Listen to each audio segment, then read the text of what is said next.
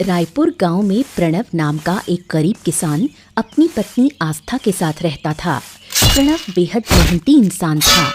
तमाम तकलीफों और मुश्किलों के बावजूद दोनों हमेशा मुस्कुराने की कोशिश करते।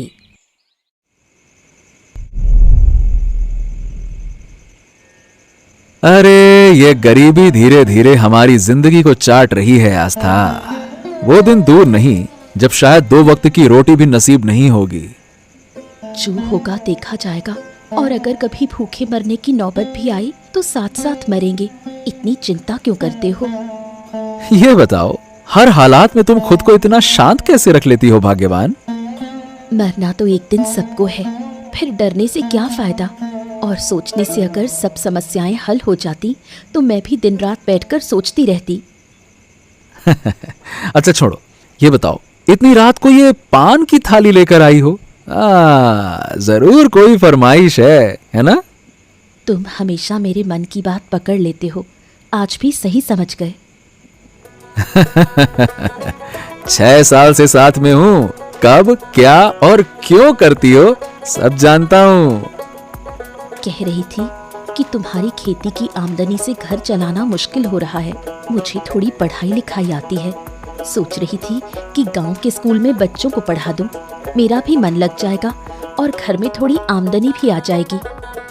जब मैं हूँ तो तुम्हें तकलीफ देकर काम नहीं पाना चाहता, लेकिन अगर तुम्हारा शौक है तो मैं मना नहीं करूँगा। तो मैं कल जाकर मास्टर जी से बात करूंगी। अगर तुम कल को स्कूल टीचर बन जाओगी ना तो मुझसे ज्यादा गर्व और किसी को नहीं होगा। अरे मैं तो उछल उछल के सबको बताऊंगा, सुनो सुनो सुनो, मेरी पत्नी एक शिक्षिका है, स्कूल टीचर है ये। लाओ लाओ खिलाओ पान।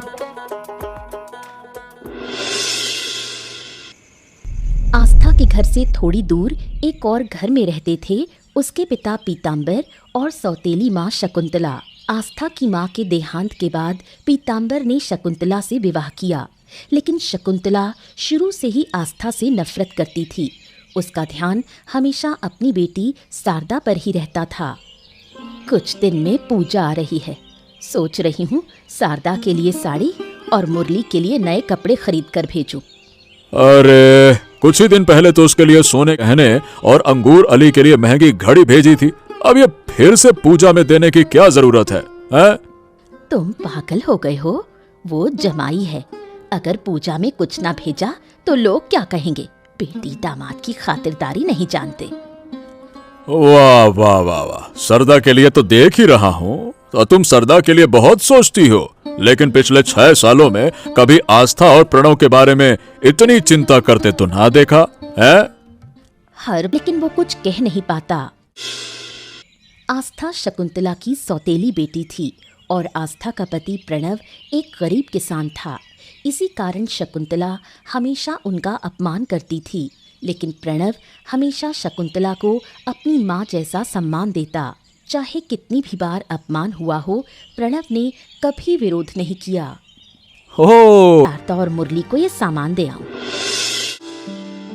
मुरली ने नई जमीन खरीदने के लिए 10,000 रुपए की बात शकुंतला को बताई, जो शकुंतला ने पीताम्बर से कही।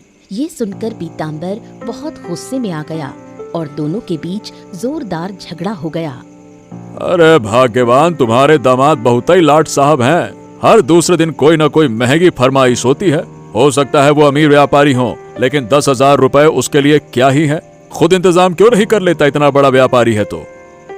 कोई मुसीबत में पड़ सकता है, इसमें इतना गुस्सा करने की क्या बात है? और फिर हम उसके सास ससुर हैं, अगर हमसे नहीं कहेगा तो किससे कहेगा? अरे जब से शारदा की शादी हुई है उससे, तभी से एक के बाद एक मांगे ही मांगे, मांगे ही मांगे। ऐसा लग रहा है कि मांग मांग के ही व्यापारी बना है। कभी मेरी हालत का भी तो ख्याल करना चाहिए ना। मैं भी तो एक मिडिल क्लास का बूढ़ा आदमी हूँ। क्या पैसा पेड़ पे लगा है हमारे यहाँ?